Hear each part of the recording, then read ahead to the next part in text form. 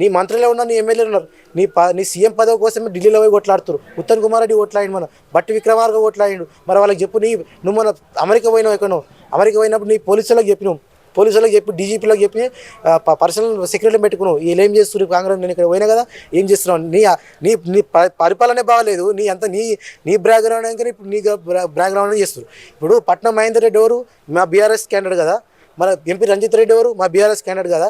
మరి అందరినీ ఎందుకు తీసుకున్నావు, ఎందుకు తీసుకున్నావు? ఇలా బీఆర్ఎస్లను కొనుక్కొని ఇలా బీఆర్ఎస్లో ఇష్టం వచ్చిన వాళ్ళకి ఇలా కేసులు పెట్టి, ఈడీ కేసులు పెట్టి అవి పెట్టి తీసుకొని ఇలా ప్రభుత్వానికి ఎండగట్టుతున్నావు. ఇలా ప్రభుత్వానికి ఏం పని చేసినావు నువ్వు? ఇలా డెవలప్ ఏం చేసినావు? తెలంగాణ ప్రజలకు ఏం చేసినావు? తెలంగాణ ప్రజలకు హామీలు ఇలా ఆటోలు లేదు, ఆటోలో ఎక్కడ పోవాలి? ఇలా ఆటోలో ఒక ఆటో ఎక్కలేదు ప్రజలు. ఇలా నువ్వు బస్ ఫ్రీ పెట్టినావు, ఎందుకు పెట్టినావు బస్ ఫ్రీ? మరి మొగోళ్ళకి ఎందుకు పెట్టలేవు, ఆడోళ్ళకి పెట్టినావు. ఆడోళ్ళు అంటే సరే, వాళ్ళు అత్తగారింటికి పోతారు, వాళ్ళు ఏమైనా అంటే అత్తగారింటికి పోతారు మాట్లాడతావు.